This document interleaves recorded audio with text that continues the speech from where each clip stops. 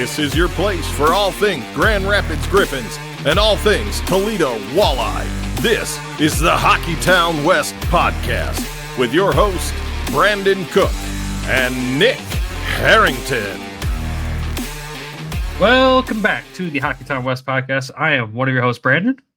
And I'm Nick. He's trying to make the Apple effect pop up behind him on screen, and it is not working at all. Congratulations. But it's gonna happen randomly throughout the episode at some point, and it's impossible to edit out. Thank you, Apple, for adding background effects for just a thumbs up. Appreciate it. He's got fireworks now. You're welcome, everybody. And maybe it's fireworks. Who knows? I don't know. This is gonna, for someone with severe ADD like Mr. Nick over here, this effect is gonna be terrible. I'm gonna have to go to his house and turn it off without him knowing. So, entertainment for everybody else, frustration for the editor. That's all it is. This is gonna be a great episode, folks. I can already tell you that, because outside of Nick figuring out that he could do special effects, Nick got to go to a sweet hockey game last night.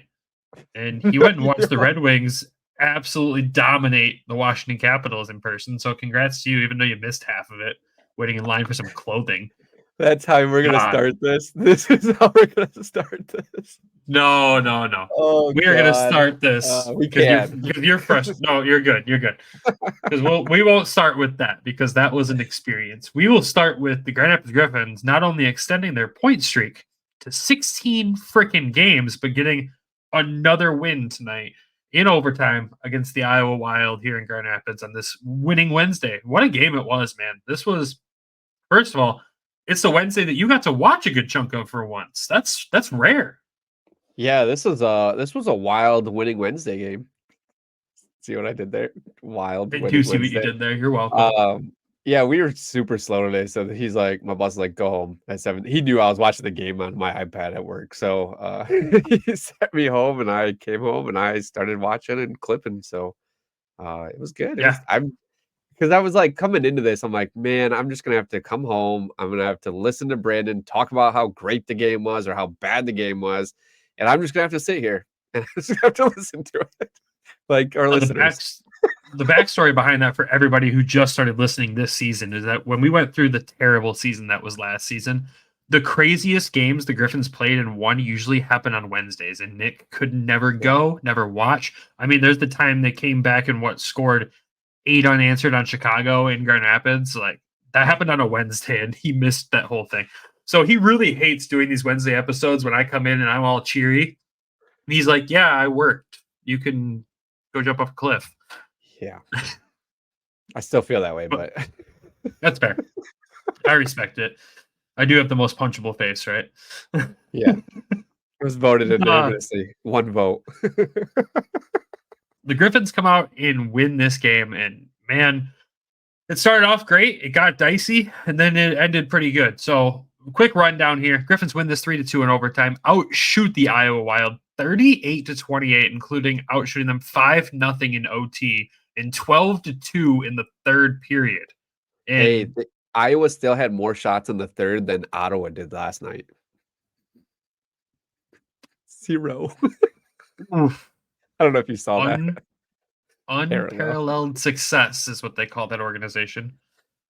Oh. Yep. Anyways, so this game gets kicked off. Zach Aston Reese actually starts off the scoring for Grand Rapids, 9 minutes, 22 seconds in. Gets his 9th of the season, assisted by Shine and Lesperance. A fantastic shift from this third line. Just an absolute battle all over the place to keep possession of this puck, and somehow Aston Reese buries it. It was just a great sequence, one of the best minute and a half of hockey I've seen a third line play in a long time. Like, these guys were just buzzing out there.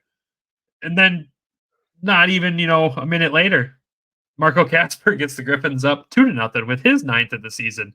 So both Zach and Marco get their 9th of the season. Berge and Vero get the assist on this one. And what a shot by Marco.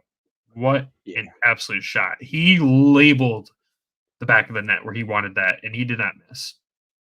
He had a fantastic game tonight, just overall. He did. We'll get into him here. End of the first period, though, Minnesota. End of the first period. Iowa comes out and does get one on the boards. We go into the first intermission up 2-1, feeling good, but Grand Rapids' second periods have been all season long. There's never really been like an established good second period except for maybe the shutout against Texas last Wednesday. So Iowa is the only team that scores in this one. They do tie the game 15 minutes, 45 seconds in. And in the third period, yes, we said Grand Rapids outshot Iowa 12-2, but nobody converted. Jesper Wallstedt played a fantastic game tonight. We've seen the statistics since his 7-goal NHL game, and they haven't been great. But usually when he plays the Griffins, he knows how to play the game, and he did play extremely well. I will give him some kudos there where he deserves them. Good game from him.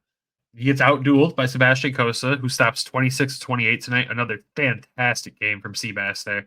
Absolutely seeing the puck so well right now, making really smart decisions when he's in net, not putting himself out of position. Like, he's just playing incredible hockey. But then, overtime, man, Simon Edmondson makes up for some mistakes we'll talk about here in a little bit and gets his 8th of the season, which turns out to be the game winner, assisted by Hiroshi and Tuomisto. The Griffins go home with a dub. I'm happy. I was happy when they took it to overtime to extend the point streak. Even happier with another win over a Central Division opponent. This was good. Yeah, if I read this correct and I remember this correctly, we haven't lost to Iowa yet this season. We have not. We are undefeated, and we play them 2 more times? Yeah, one is this Friday, too. So let's peel this game back a little bit before we get too far ahead of ourselves talking about the weekend. I know we got the win. It's time to move on to the next one already, right? That's the new mentality around here. I love it. So we'll start with, this is Ben Simon's first trip back to Grand Rapids. Coaching for the other team. For those that don't know, that was the Griffins head coach last year. And they did welcome him back on the video board, and he maybe got 3 claps and probably about 60 or 70 boos. He was not welcome back, clearly. I kind of, there was a part of me that was like, ew, that's rough, I think. He's used to losing in this building, so. He's definitely used to losing in this building. You can tell, like, it's got to feel bad to see, like, granted, there's a lot more talent on this team than he had to deal with last year. We've said that before. Sean Horkoff did not set him up for any form of success last season, and that was well admitted throughout the organization. But to see what he can do with the little bit of talent he has in Iowa to compare to what Dan Watson's done with this mega talented team, it's got to feel bad. It's kind of embarrassing. Maybe he shouldn't show up to Friday's game. I don't know. Do you think there's some extra fuel there for the players too to like really bury it? Oh my God, yes. They were so fiery tonight, dude. It's unbelievable. Like, I don't know, man. There's not a whole lot of players that have carried over though either. Like, you've got Shine, Lesby, Cross. I don't think the player needs to carry over. I think the stories of what he's done in his time carry over. That's fair. And it's no secret that there's a lot of veteran players out there that dislike Ben Simon as a coach. I mean, Riley Barber was a player that was a fantastic player for this organization, and it was well known that Riley and him didn't get along very well. I can only assume that carried forward for a lot of the veteran players that played here still from last year, because based on what we heard, just asking general questions, that was the players that gave us that feedback. Yeah. Yeah. But anyways, kind of laughed about it. Yeah, it was a good question. It was a good chuckle had by everybody. Yeah. But anyways, into this game now. Let's dive into a couple of these players. Marco Kasper, right? You mentioned it. He had himself a game. All over the ice tonight. Does get his 9th of the season, but just playing the piss you off, and I'm going to also outskill you hockey that he can play. I've never seen this kid buzz as much as he was buzzing tonight, man. He was all over the place, in everybody's face. If you chipped at him, he's going to chip back 10 times harder and also outskill you at the same time. It was incredible. This might have been his best game outside of the multiple point nights that he had in Manitoba and stuff like that. It might have been one of his best games as a Griffin all around. He was like a little wrecking ball out there, just like laying out the hits. And he's still really tiny. Like, he's still a smaller guy. But like, one of the highlights I put, like, the guy kind of ran into him and he fell back, like the other player fell backwards, kind of like a reverse hit almost. but like he was just all over the place. He tried the Michigan, didn't convert. So I want to call it the Ohio because he didn't score. But Oh, I knew you were gonna like that one. But he played all over the place. He played so well. And as soon as he was buzzing, Ammo was buzzing right behind him too, though. Like they were feeding off each other's energies so well. So there's just things that I love to see. And like Marco, if I've seen a lot of trade deadline rumors, and I'm hoping he stays here. And like next year, he's gonna be just all over the place. And I hope this is kind of like the game that launches him into like to really show off his skills and his like aggression. I hope a lot of people see this and like start jumping on the bandwagon of Marco. I don't want to get too far off track from the game, but I think I need to get this out there in the open. There's a lot of rumors with trades right now around these players, right? There's tons. Yeah. You don't know what's real, what's not. Anything that comes from Steve Yzerman obviously is going to be pretty locked down secret.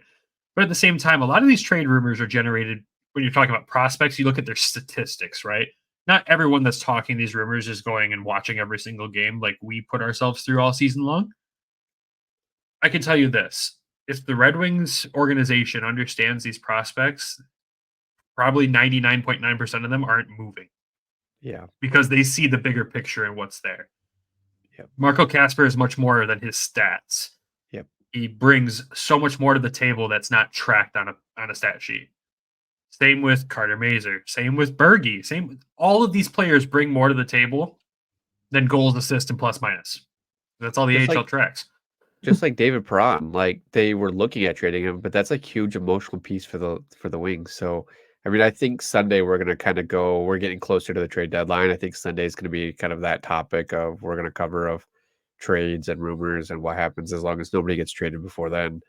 But, and like what the kind of like the effects of it for us. So, yeah. Because like I said, without getting too much into it, there's very few players in this team with where the Red Wings are at their success level right now.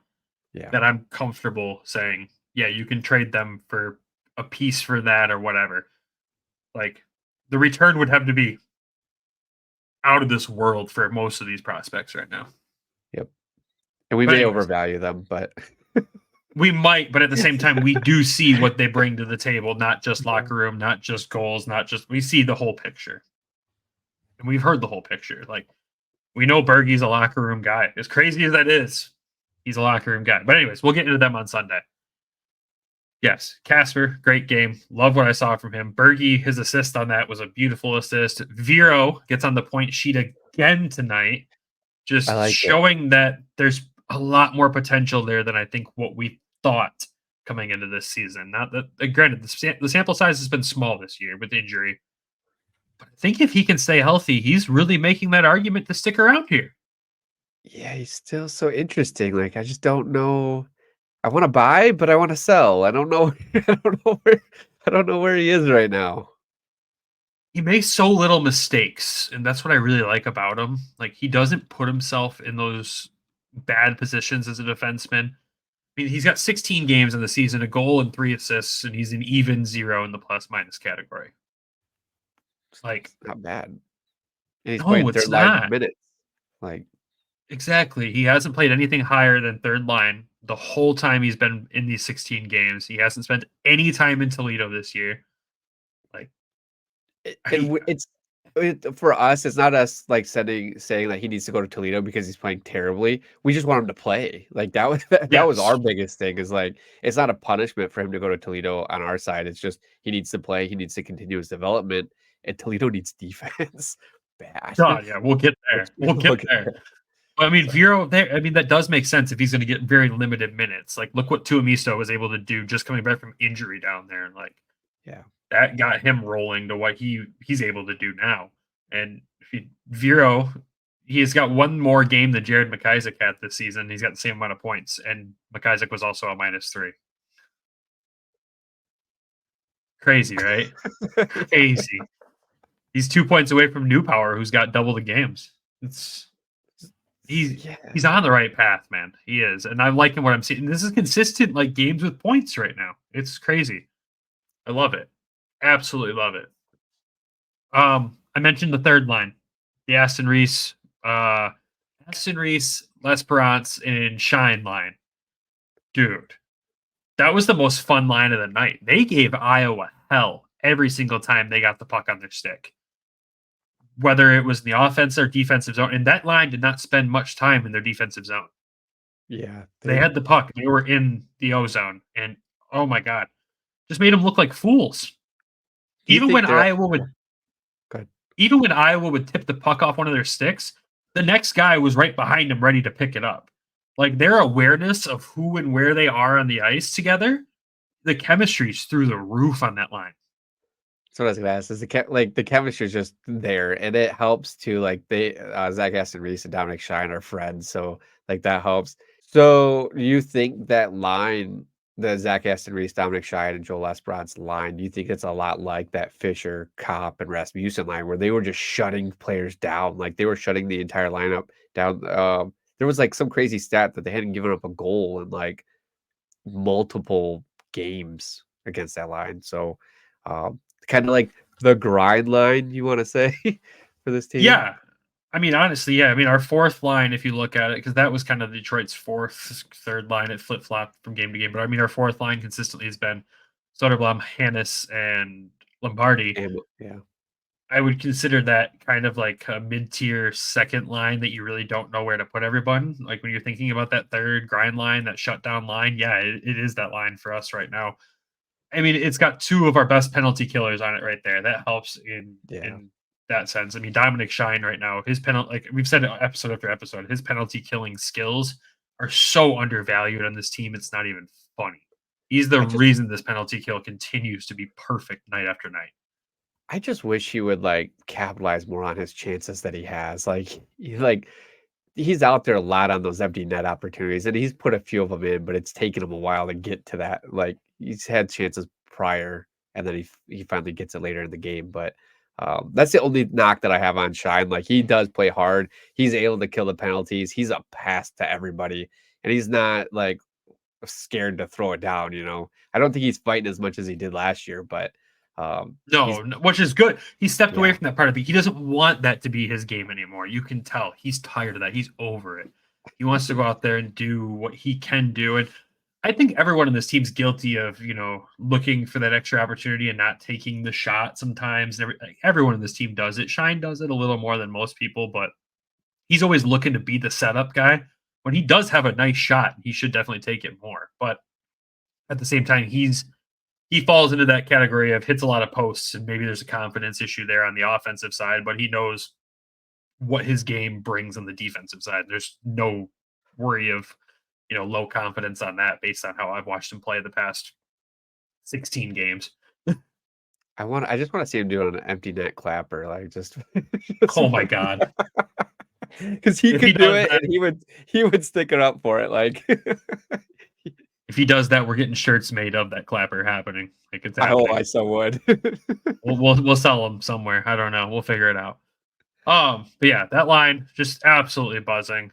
And you mentioned one guy tonight too, who I thought was flying and had multiple good opportunities tonight, just couldn't really convert anything, was Amadeus. I mean, his confidence level right now looks to be at an all-time high. I've saw him throw 2 hits tonight. I haven't seen that kid with his small stature throw hits yet this year. And he was doing it. And he did it well. Like, I don't know, man.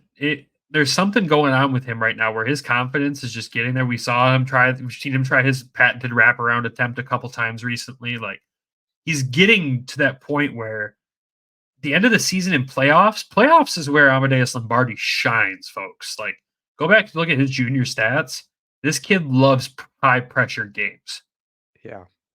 He gets put in that situation towards the end of the season in the playoffs this year. I think is going to be a breakout for him, but also at the same time, like, the track he's making for his development for next season, he's going to be disgustingly good. Yeah, and like he said too with the interview with us a couple weeks ago, is that he's not worried about the points right now. He's just trying to really put into the work and like learn the system and the process and everything. He's like, the points will come with it. So I mean, but he's playing so well too, though. Like tonight in overtime, he's out there on 3-on-3 hockey, and he picks this guy's pocket, keeps the puck. He's calm with it. he keeps possession, and he I can't remember who was on his wing, but he passed it over to them, and then they start building it up the play. And I think that may have led to the Edmondson goal. It was right, but it was around before it, like 30 to 45 seconds before it. Because I was sitting lower on that end where he did that, and I'm just like, oh, he just did that to that poor guy. Like, that guy's got a family, and you just stole everything from him.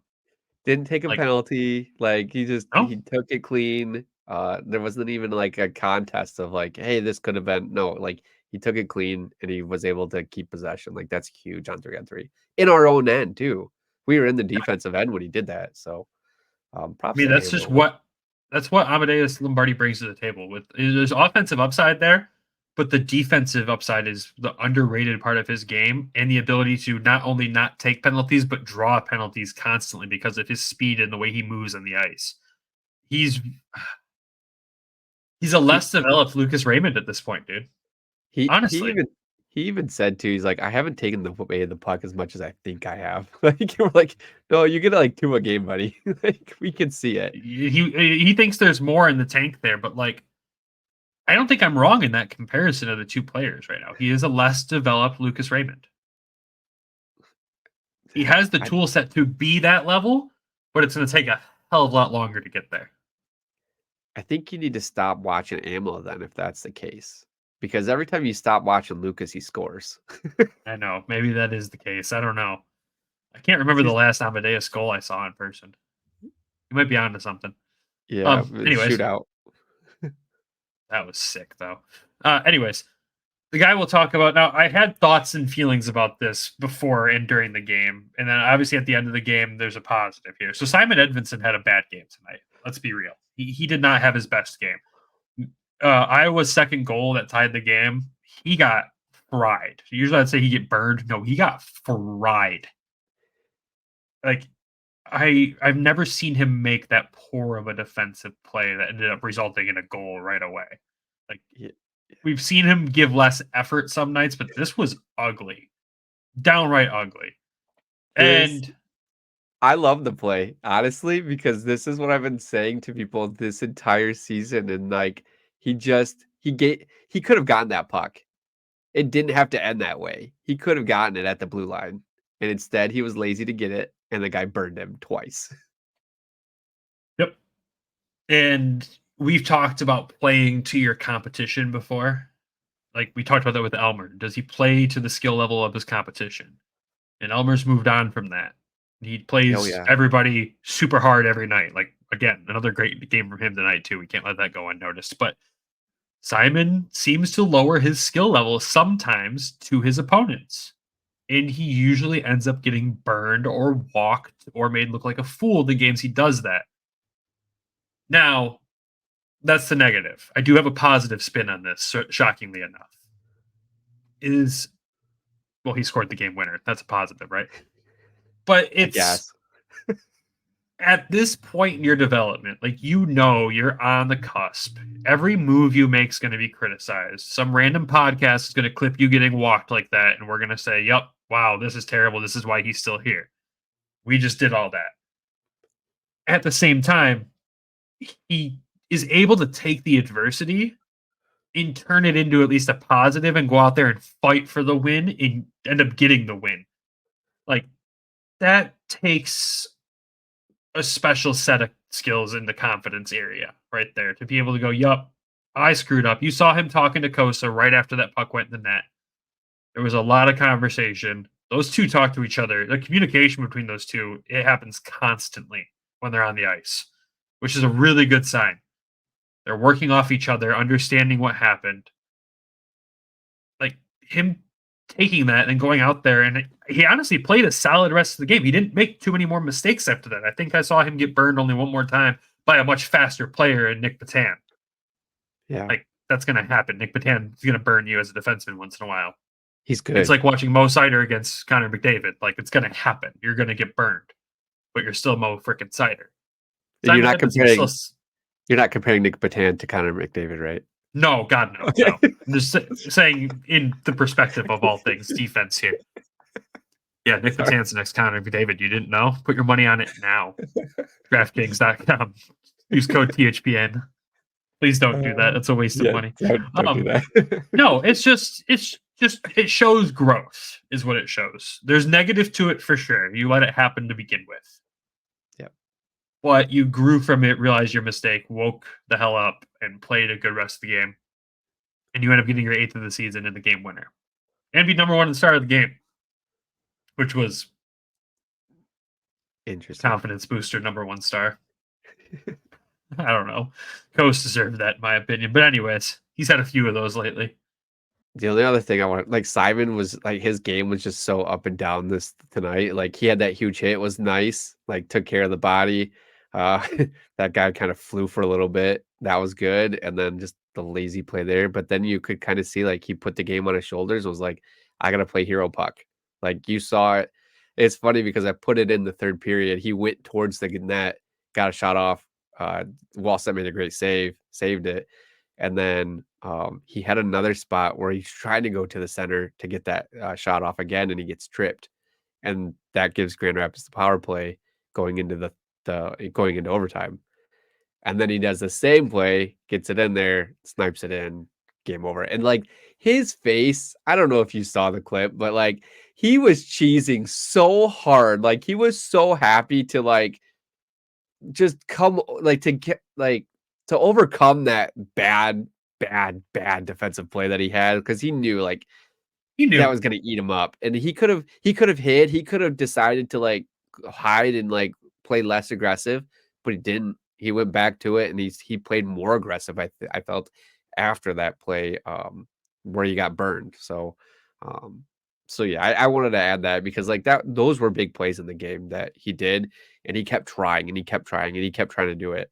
I think sometimes though it does burn him where he puts too much on his shoulders.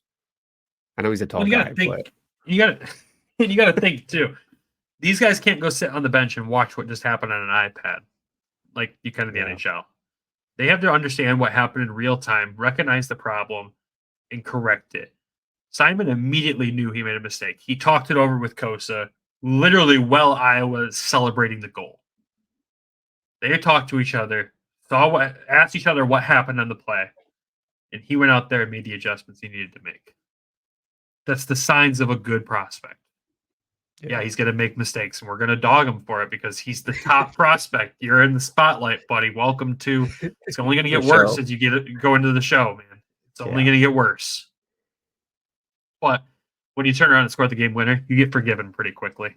Oh yeah, yeah. And that brings me to the last guy I'll talk about with this game. It is Sebastian Kosa. I gave him kudos earlier, and I'll give him kudos again, man. He seems so calm right now. He seems exactly in the same headspace that we saw him in the second half of the season in Toledo. Like, he just looks ready. Like, I know we're not saying put him in the NHL right now. I'm not saying make him the starting goalie in Detroit next season. But he's the number 1 in Grand Rapids, in my opinion, at this point. He has solidified the number 1 goaltending spot in Grand Rapids. I went through our our season preview episode. Out of curiosity, when I said I thought Kosa would take that number 1 spot from whoever the second goaltender was, because we didn't know at that time. Yeah. I said February. What did I say? You said March. Nice. We're right there. We're right there, baby. It's a leap year, you know? You got to give me a day. Yeah. The whole point behind that, besides us going, yeah, we were right, is he's hitting the development points every point he needs to wherever he's playing at. What he did in Edmonton, what he did in Toledo, what he's doing now. It's time to buy into the Kosa hype train if you haven't yet. Is he going to have a bad game at some point in the season still? Yes, there's going to be a bad game down the road at some point. It's goalies. It happens.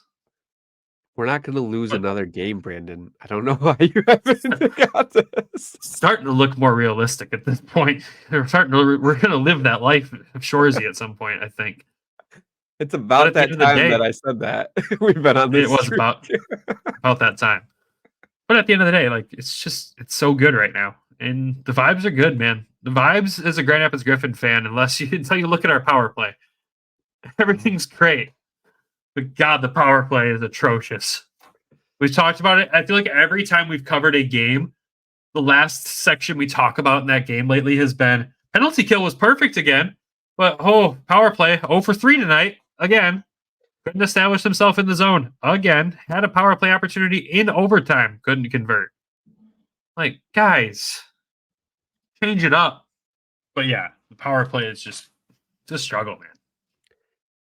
23? Are we at 23 chances? 23 what? 23 power plays and no goal? No, we got one the other night, remember? We got one. Oh, okay. That broke the streak. There was one. But we haven't had any other since that. We still don't. There's no sign of one to come. Because what's our overall percentage? 18.1% on the power play. And to put that in perspective, Texas in our division is at 22.9. So it's about a 4% swing. Not far off, but I'd like to be in the 20s. Yeah. Well, the other thing too, so I went for a little run yesterday and they were talking about special teams, and you want to have a 100% based off your power play and your penalty kill adding up to 100%. Now it's gonna fluctuate here or there, but that's where you want it to be. We're at 98.7. So again, we're close. We're close. So like the penalty kill has to continue to do what it's doing. The power play does need a few more chances here. I don't know what the fix is on this. Like Tyler said, we just point out what's wrong. Somebody else is getting paid to fix it. Yeah. I mean, honestly, luckily through all of this stretch of just terrible power play results, our penalty kill has been fantastic. Like that 18% power play we're at is not from the last 16 to 20 games. It's from games earlier in the season. It's dropping game by game at this point. Over 3 again tonight. I mean, we had 1 over the last 4 games. 1 power play goal. But I don't think they've let in a power play goal in the last 4 games. Yes, it's all about balance, right? There it is. I mean, there was opportunities there too. I mean, Iowa's penalties really came in the third period. They had 2 in the third. They had 1 in overtime. And they got 1 at the end of the game, too, for abusive officials. Nice. Funny. Classic Iowa. I think they get one of those about every single time. Anyways. A few things that I want to touch on. So the power play, because most people aren't watching the games like we are, right? Because they don't have access to HLTV. The only time they'll see it is if we post, and we're not really posting power play clips, right? Unless they're scoring. And it's not a thing that they're just sitting there passing the puck back and forth. Like they're shooting, they're loading up, taking shots off the bumper. I mean, like I was watching it tonight and I'm like, okay, what's going wrong with this? But it's just, I think they're coming up against a lot of good goalies, like Remy Poirier. They went against Askarov. They went against Wallstedt tonight. And Drew Comesso. They played a couple games against him. So like, part of it's the goalies, the gauntlet of goalies that they've had to go through. Because it's not like they're getting chances. They're hitting off the post. They're getting opportunities. It's just they're not able to finish. I think that'll come. So I mean, it just needs some puck luck, honestly. Like that, and possibly a guy to stand a little bit more net presence, standing in front of the goalie to get that screen, to get that deflection, because they're loading up, they're shooting, and they have the shooters to do it. Like 2-0, they had Berge shooting a couple off the side. Cross Hannes had a chance tonight too, I think, on the power play. So I mean, it's they just need it. Like they need that monkey off their back kind of thing. Like I think it'll come. So I'm not super nervous or like concerned. I know like when Tyler said 21 chances in a row, I was like, oh, I was concerned then. Yeah. But it's like, it's not something that like last year, if we were 21-0 or 0-21, like we would have noticed it. You know what I mean? Like this power play is garbage because all they were doing last year was passing. They weren't even shooting the puck last year. And we were like, everybody's yelling in the stadium, shoot the puck. Like, you don't really have that as much this year, I feel, because they are shooting it. Like, they're getting their angles, they're getting their chances. Maybe they just need better like angles. Of, I don't know if it's like block shots. Maybe I'll pay more attention to it. But I mean, I don't know how much needs to be fixed with it, besides scoring, finishing. I'll tell you this. All right. Bring it in. Steph Julian, you're listening. Bring it in. Okay.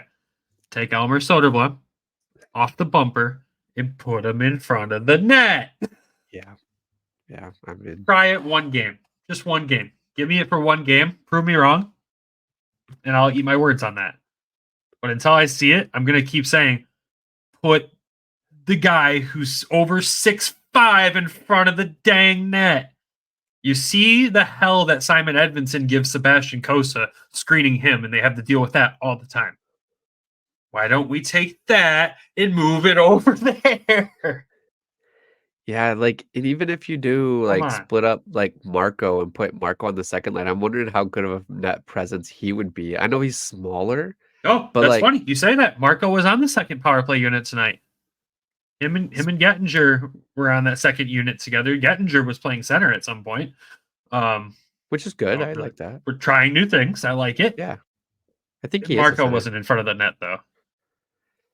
I just feel like his grittiness of like Johan Franzen kind of like being in front of the net, like he might have a couple good chances there. So, like, I'll do you one better. Bring it in again. Bergie, take him off the bumper and put him around the net.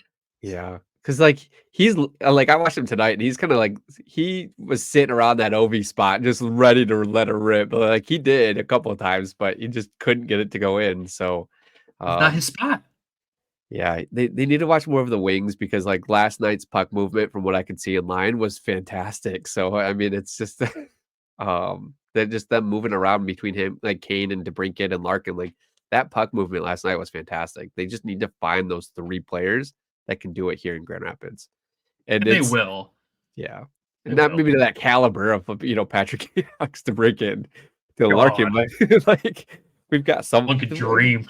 Yeah, we've got somewhat similar players, a lower caliber, but it can work. I mean, over time, we've established there's two net front players in this team that need to be there. Les Bronson, Soderblom, right? They need to be there. We've established there's guys that need to be around the net. Marco Kasper, Berggren, they need to be there. Your bumper players should be Matt Luff, should be Carter Mazer, should be Taro Hirose, should be Austin Zarnik, should be Gettinger. Those are your bumper guys. And then on defense on the power play, you could rotate it. Simon, 2-0. Albert. Vollinder. William, sometimes. Maybe Vero? Sometimes. Vero's a little bit more. No, with the offense he's generating lately, I don't see why you don't give it a shot. Brogan? He was a setup guy. But overall, we just got to see continuations of trying something new. And I don't expect you to implement something and change it literally the next game if it doesn't work. It's gonna take a couple of games to try it and figure it out. Yeah. But that power play is going to be crucial in the playoffs. So there's two things that we've got to figure out by then. It's face-offs, power play. Figure those two things out, you can make a deep run. You can't figure either of those two out, it's a second round exit. Yeah. Call it I see it. I feel like we're gonna go at least 3 rounds, like the third round. Heck yeah, we are. We're gonna run deep. It's gonna be great. I think so too. Excited. But yeah, overall thoughts in this game, just another good team game. Rough second period, but overall a good team win. Backstopped by a goaltender who's playing incredible hockey right now, who, honest to God, you could tell me on Friday that he's starting on Friday again, and I would be 100% okay with that. Hutch getting the Saturday start against Rockford because he plays really well against them. I would be okay with that 100%. And if I see Coast go back to back to back, that tells me that our answer is yes, he's taken the number 1 slot. Moving forward. All right. With that, I think we have to send it over to DraftKings for our obligations there. And after that, I think it's time for some Toledo action, I say. Let's go to Toledo. I'd like to. But yeah, go read the ad.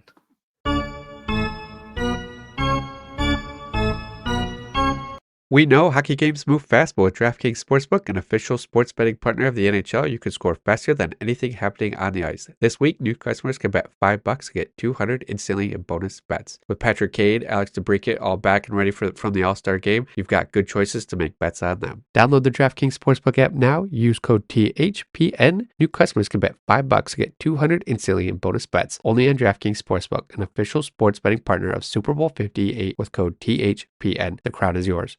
Call 1-800-GAMBLER or visit www.1800gambler.net. In New York, call 877-8-HOPE-NY or text HOPE-NY 467369. In Connecticut, help available for problem gambling. Call 888-789-7777 or visit ccpg.org. Please play responsibly. On behalf of Will Casino and Resort in Kansas, 21 plus age varies by jurisdiction. Void in Ontario. Bonus bets expire 168 hours after issuance. cdkng.com/football for eligibility and deposit restrictions, terms, and responsible gaming resources. And welcome back. All right, it is Toledo Thursday time. Where are we? I know. Why is it all blue? It's for those watching on YouTube, it looks a little different. We decided to go full bore on this Toledo Thursday topic, and we decided our backdrop on YouTube needed to be Toledo Walleye colors, including our logo even.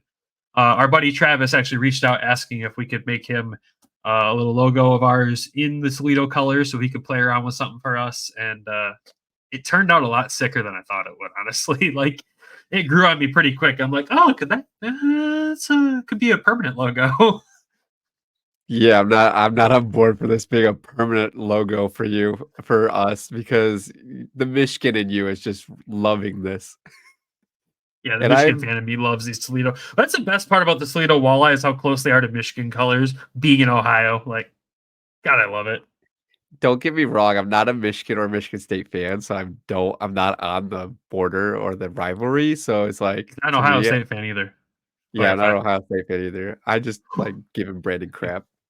You almost got canceled there, buddy. You got to be careful. You got to clarify that you're not an Ohio State fan as well. Fire up chips. That's where I went. And everyone watches your games on Friday night. Anyways. And Thursdays or Wednesdays. Oh, yeah, that's whatever right. days they play. All right, let's dive into the Toledo Walleye. So where we last left off with the Fish, it was after their back-to-back games against Kalamazoo that we had a lot of thoughts, a lot of feelings, a lot of question marks around the coaching staff. And some of those questions were answered through people we talked to.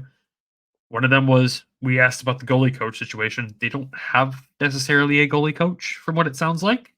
But there's not somebody that's designated goalie coach, which that right there tells me the difference in what you see in our goaltending down there compared to what you saw last year when Kosa was there and the Red Wings brass was definitely spending a good amount of time down there with him. Lettman and Bednar are missing that for sure. But they're also missing defense in front of them. Like, the more we've dialed in here to the Walleye, the more we've paid closer attention. Holy smokes. This defense needs help. And it needs help fast. So let's dive into these couple games they had over this last weekend here. So Toledo got to. Whoop. I love the fact that the Griffins are the deepest in the organization for defense and have like the best defense out of the other two teams. God, what a change of pace from last season, eh? Yeah. But let's dive into these games that the Walleye had this last weekend. They had a 3-game weekend, so Friday, Saturday, Sunday. And on Friday, for the first time ever, Maine comes to town. And Toledo whoops them 5-3. Good start. Woo-hoo. Again, not great defensively, but overall just another good game. In this game, Doucette gets his 10th of the season. Hawkins gets his 30th of the season. The guy's just playing a different game. Like, he really is. He's playing a different game than everybody else. It's not easy. Riley Sawchuk gets his 15th of the season. Hawkins gets his 31st of the season. Like, this was a better game than what we've seen recently for these guys. This was a fun one for everyone involved, especially being at home for them. I mean, the guys that come out of this game, Sawchuk gets a goal and 2 assists. He's a +2. Hawkins gets 2 goals. He's a +2. Centazzo gets 2 assists in this game. Trenton Bliss gets an assist in this game. Doucette gets a goal and an assist. Lewandowski gets 2 assists. And John Letherman stops 29-32. Honestly, one of the better games that they've played overall recently. Like, this was kind of what we're used to seeing, minus that they went 0 for 2 on the power play and they're struggling on the power play as well. It's crazy how that's a trend right now between the two teams. I mean, they use the same system. They don't need to do the same results too. Like for real. It should be talked about though. I mean, like, so Toledo had a 3-0 lead going into the third period this one, and Maine did try to make a good comeback here. They scored 3 goals in the third. Granted, Toledo scored another 2, but they tried to find something there. And you know what our buddy Travis down in Toledo kind of told us is Maine seems to be a team that even when they were down, they just kept fighting, and Toledo let them get back into this game a little bit. And as we'll talk about for the Saturday game, it happens again. So it was just interesting to see because this was a team that they had never seen before, and just kind of understanding. I know nothing about their organization. I don't know who they're affiliated with. I didn't do that much research. I'll be honest with you. But at the same time, letting a team fight back in like that, we compare. I joked and said Pat Mickish was very Ben Simon-esque so far this season. That's the most Ben Simon statistic I've seen right there. You go up 3-0 and end up having to still score another 2 goals in the third period to win the game. Like, where did we see that before? All last season here in Grand Rapids. Well, everyone in Toledo was partying with Dan while we were dreaming of having him. How's it feel now, guys? I'm kidding.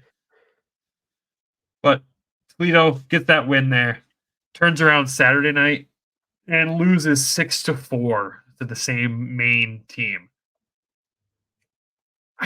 I think what bothers me with...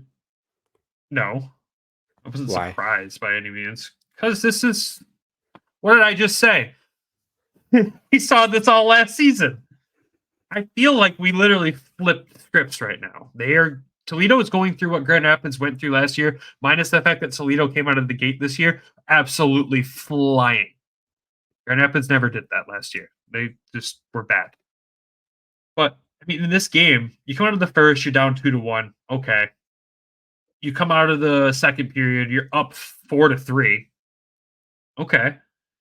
And you let Maine storm back in and score 3 goals in the third again.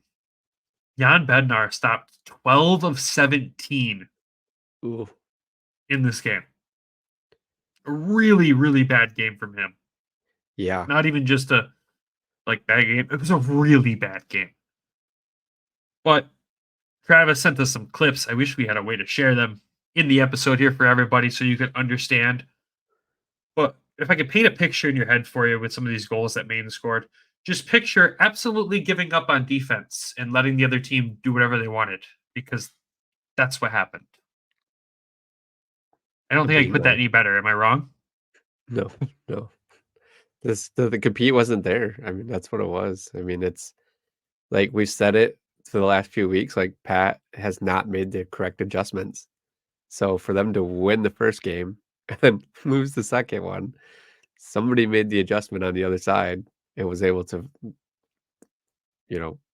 win the game, Yeah. And I mean, Travis did tell us there was some small adjustments on the power play. They did get a power play goal in this game. That's good. Trenton Bliss got that goal. But defensively, it's the same shit, different day. The problem that I have with this is the shots were in favor of Toledo 45-20, and you lost. You outshot them by double. Well, when half the goals are turnovers by your defense, what else are you supposed to do?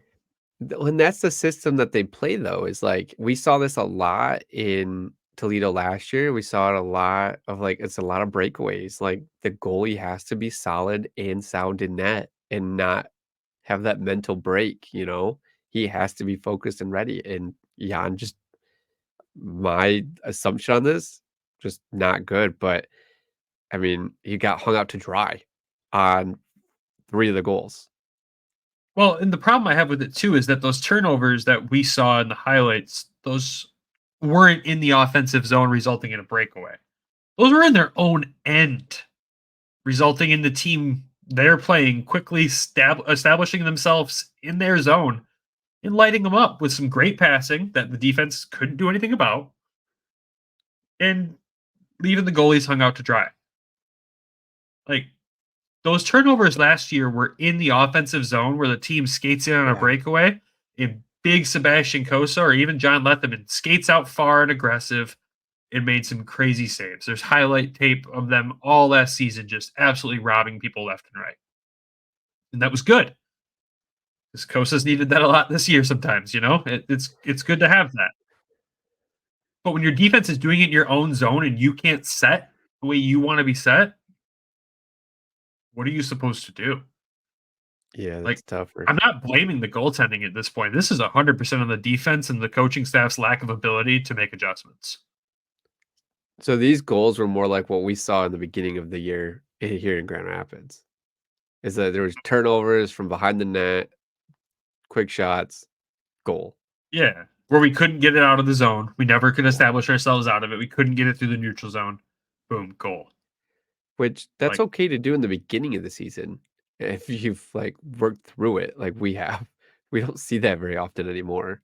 You shouldn't be having these issues near the end of the season while we're going into the playoffs. You should be doing what Grand Rapids is doing now, is building and progressing and moving up to the playoffs to get ready for playoff hockey, which is what they did last year. Yeah, you don't start the season at this level, blowing the doors down, and get worse.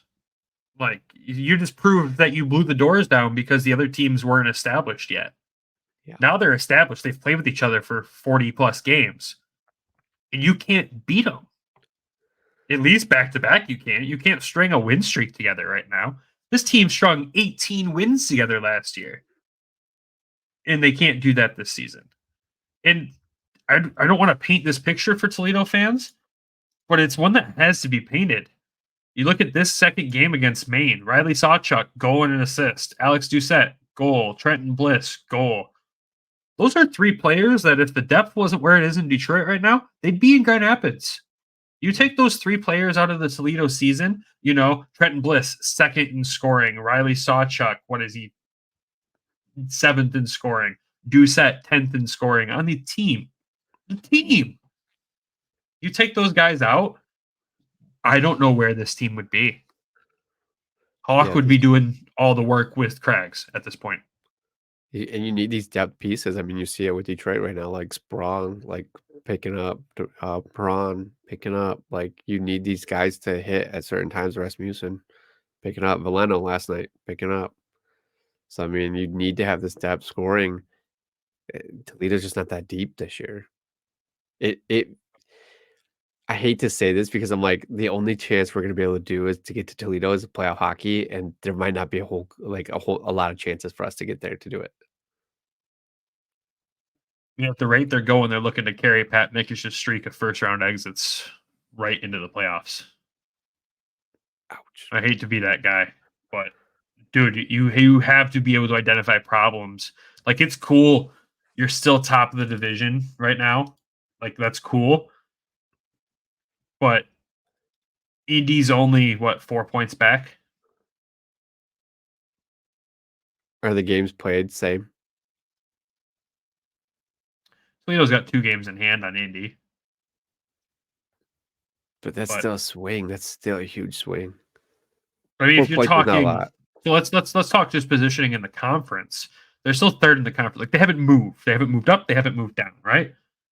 The next 3 teams behind them in the conference, 4 teams, are all the teams behind you in your division that are all within 10 points.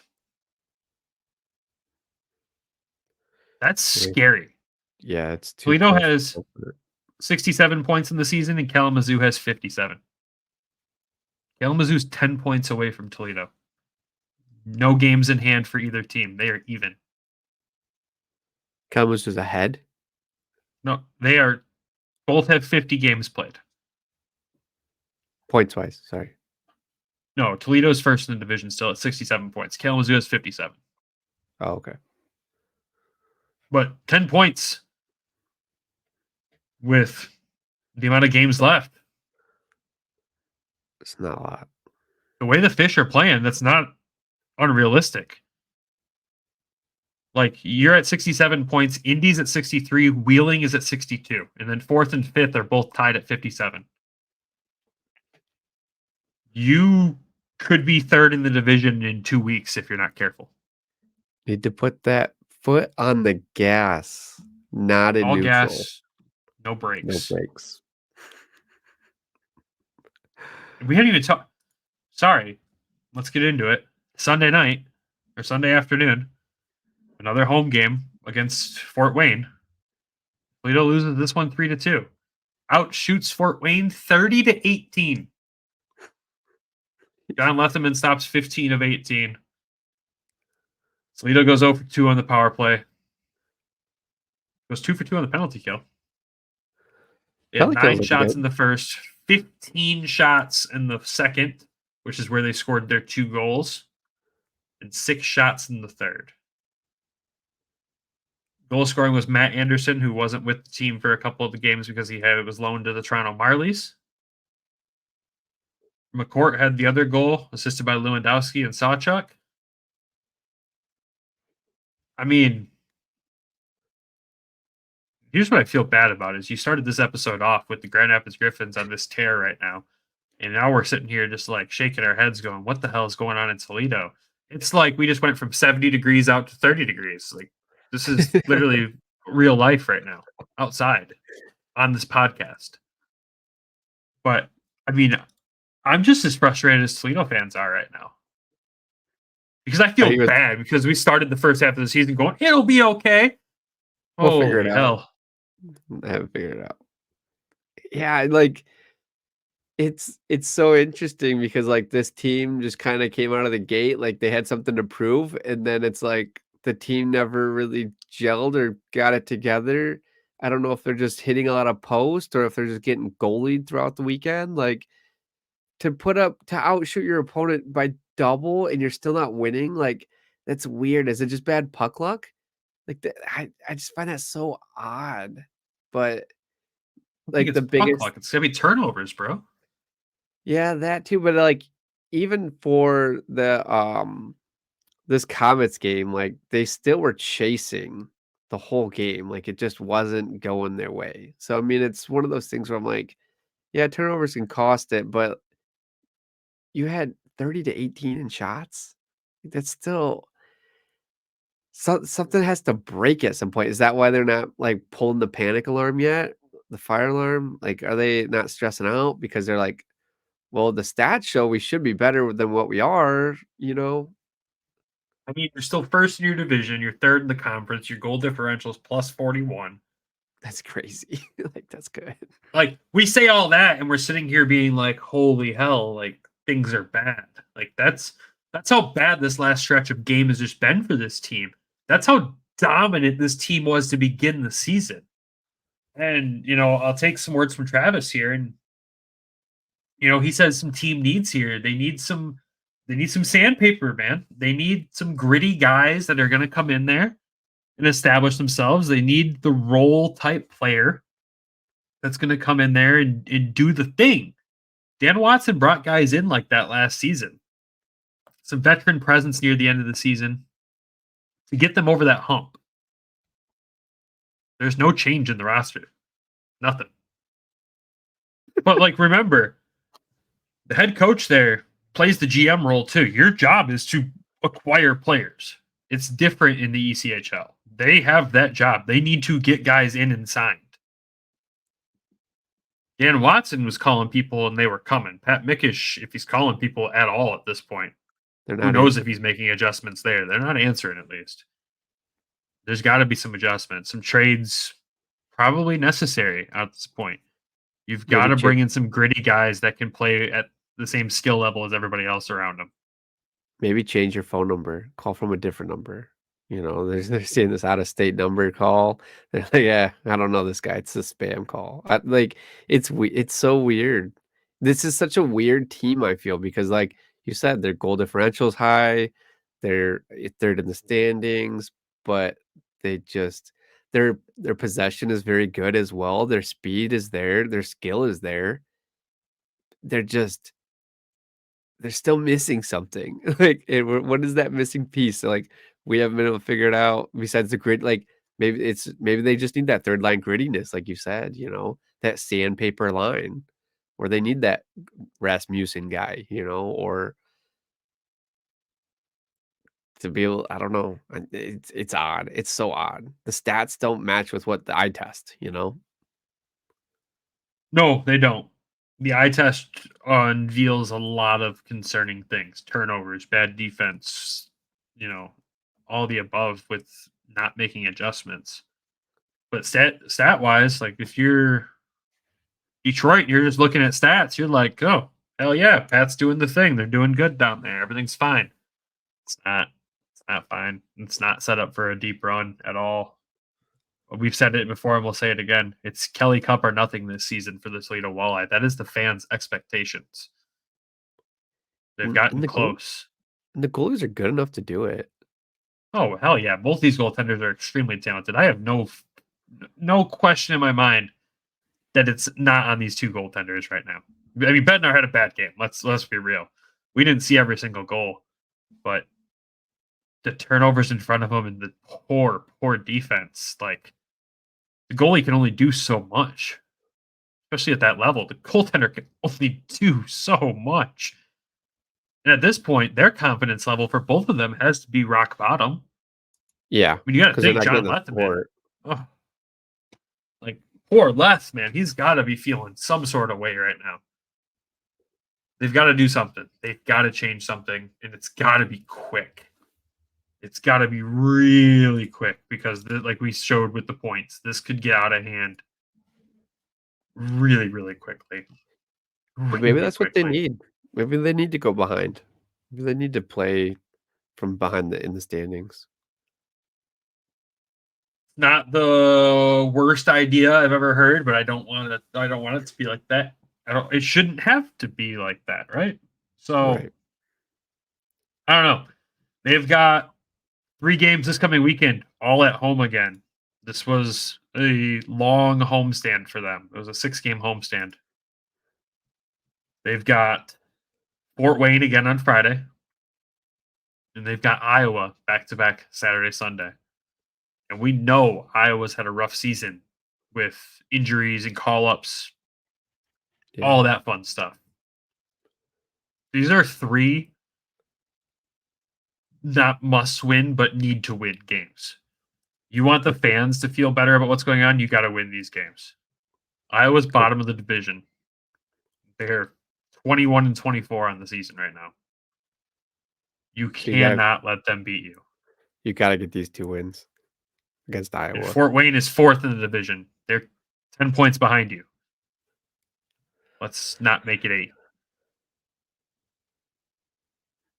Yeah, this is huge. This is a huge this is a huge 3-game set. So you've got to come away with all 3 points or like all 3 games as W's. It helps if you're in regulation because the overtime is not going to help you with Fort Wayne.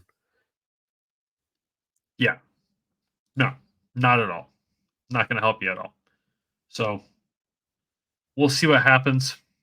We'll keep you updated. Shout out to Travis again for helping us out here, getting us all the stats and some highlights for us to review as well. Appreciate that, sir. Thank you. Walleye, get your shit together. That's the way to put it. Best way to put it. And hopefully we'll see you guys on the 10th back in Kalamazoo. It's like a 5:00 game down in Kalamazoo. Probably be able to get to that. I looked at tickets for the game on this coming Sunday, and I couldn't find 4 tickets together. So probably not, able to do that one. We probably won't make it actually down to the Huntington Center this season until the playoffs, maybe. That's a really sad thing to think about because I really was looking forward to it. But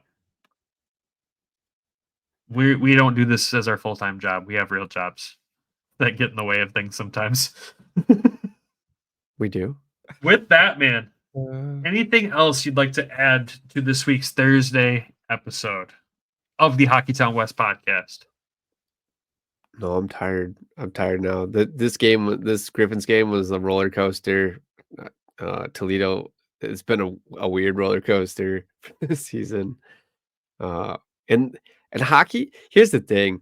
This is what I love right now is Hockeytown is so back right now. And the Wings are playing well. The Griffins are playing well. Toledo is trying to swim upstream. Like it's just it's the vibes are so good right now. And I just love the fact like when I'm watching the Wings, they're mentioning the Griffins. They're mentioning like what we're doing down here. It's just good vibes all around. I just love it. It's like playoff hockey is back. We're all both maybe all three will go to the playoffs. So I'm just excited about that. That'll feel really good. I think it's a combined now between the Red Wings and Griffins 47 games after tonight, and only 6 losses between the two organizations in the last 47 games. I mean, Yzerman is such a bust. I don't know what he's been doing. He's a terrible GM. And now these draft picks are bust. The GM's a bust. The coaches are bust. He's a terrible GM. Sorry, we just opened our Ottawa Senators fan mail a second. Anyways. With that, what we said, preach patience. Just it'll come. It'll be here.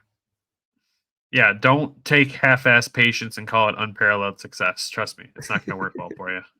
It's not. But with that, I think it's time we wrap this episode up so we can go to bed. It's 12:30 on a Thursday morning. School night. The school night. With that, thank you for tuning into the Thursday episode of the Hockeytown West Podcast. Shout out to Everything Hockey. Go to everythinghockey.com. Use code WEST. Get 10% off. Get some sweet hoodies like these ones. They're so comfortable and warm when the weather decides to go from 70 to 30 degrees. Shout out Michigan. Appreciate you. On top of that, shout out Hockey Podcast Network. Thank you for being a great partner. Shout out to DraftKings for being another fantastic sponsor. And shout out to our Patreon subscribers, Michael Alessante and Randy Zick. Thank you guys. Appreciate the support for the show. If you want to join them, head over and do the same. With that, that's all we have. Have a wonderful weekend. Go Griffins. Go Red Wings. Go Walleye. Please go Walleye. And we will talk to you guys all on Monday. Love you. Bye.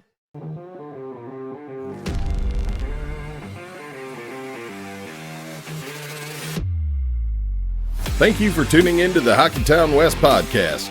Be sure to check us out on Twitter at HockeytownWPod and your host, Nick at GR Hockey Guy and Brandon at Brandon GR Hockey.